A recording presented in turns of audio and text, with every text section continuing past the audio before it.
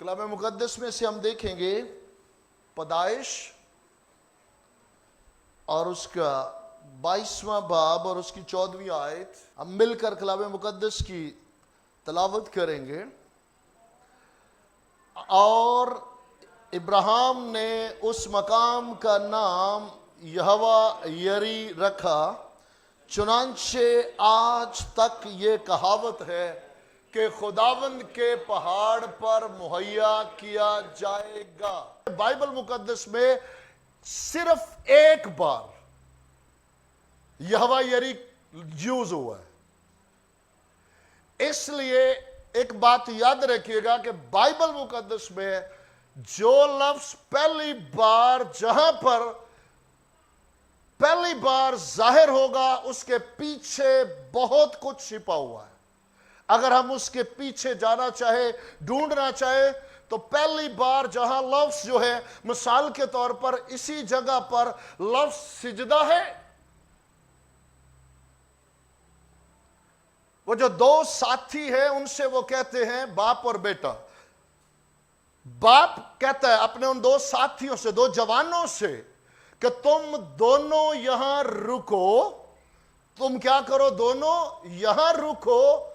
मैं और ये लड़का, अपने बेटे की तरफ इशारा करते हैं, मैं और मेरा बेटा इसहाक जो है ये ऊपर जा रहे हैं पहाड़ पर। किस लिए? सिजदा करने। हम ऊपर पहाड़ पर जाते और सिजदा करके वापस वर्शिप। सिजदे का मतलब वर्शिप। तो वहां पर ऊपर वो क्या करने जा रहे थे? अब इस सिजदे में से हमने क्या सीखा? ये पहली बार बाइबल में ये सिजदा का लफ्ज पहली बार यहां पर आया है। तो सिजदा हमें क्या बताता है? कुर्बानी। ये ऊपर क्या करने जा रहे थे? कुर्बानी देने। तो सिजदा, फिर सिजदे के जो मानी बाइबल मुकद्दस के मुताबिक है वो क्या है? कुर्बान होना। आज जब हम ये गीत गाते हैं, आपको पता है यहोवा यरी सब कुछ मुहैया करता है, लेकिन कभी गौर किया है कि बुनियाद क्या है? यहोवा यरी जब इंट्रोड्यूस करवाया, जब अपने आप को मुतारिफ करवाया है, तो क्या दिया?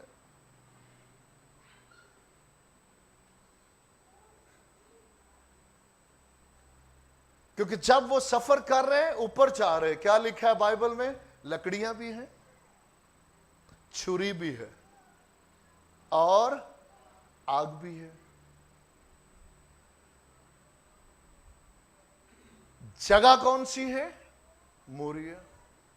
मुसाफत कितने दिन की? 3 दिन की। और हमारे बाप इसहाक बाप से पूछते हैं,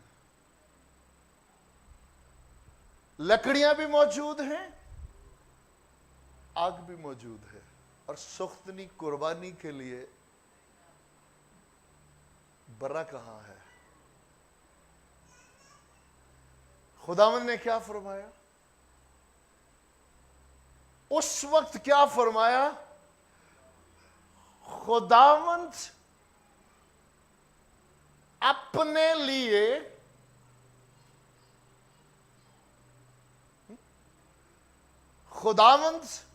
अपने लिए खुद ही मुहैया करेगा।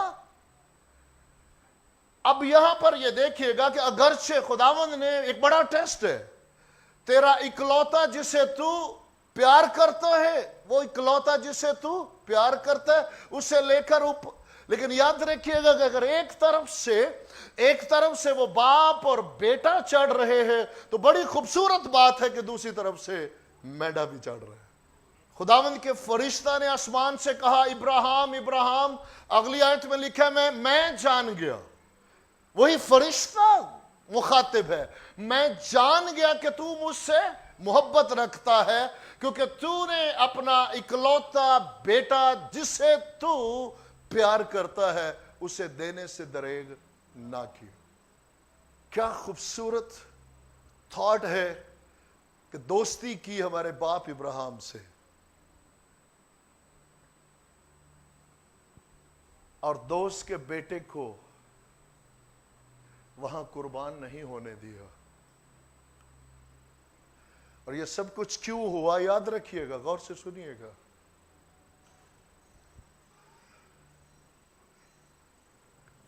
वो इकलौता जिसे तू प्यार करता है उसे कुर्बान कर, और उसे कुर्बान नहीं होने दिया, उसे बचा लिया। लेकिन उस दोस्त की खातिर, उसकी नस्ल को बचाने के लिए जब वक्त आया तो अपना बेटा, ताकि इस भेद को हमारे बाप इब्राहिम ही नहीं बल्कि हर ईमान लाने वाला समझ सके कि उस वक्त पर अपना बेटा इकलौता और जिसे प्यार करता है उसे देने से दरेग ना किया, दोस्ती निभाई। और जो मेंढा अपने सींग जिसके जो झाड़ियों में, नेवर एवर, कभी भी नहीं आप सोच सकते कि जिन झाड़ियों में जितना मजबूत वो मेंढा वो झाड़ियां उसे रोक सके। वो इस बात की दलील है कि जिस तरह वो मेंढा अपने आप को बिल्कुल ताबे करके वहां रुका हुआ है ज़बह होने के लिए, ये बिल्कुल तस्वीर थी कि वक्त आने वाला है जब मेरे और आपके मुनज्जी खुदावंद यीशु मसीह खुशी के साथ अपने आप को उस पहाड़ पर मुहैया करेंगे।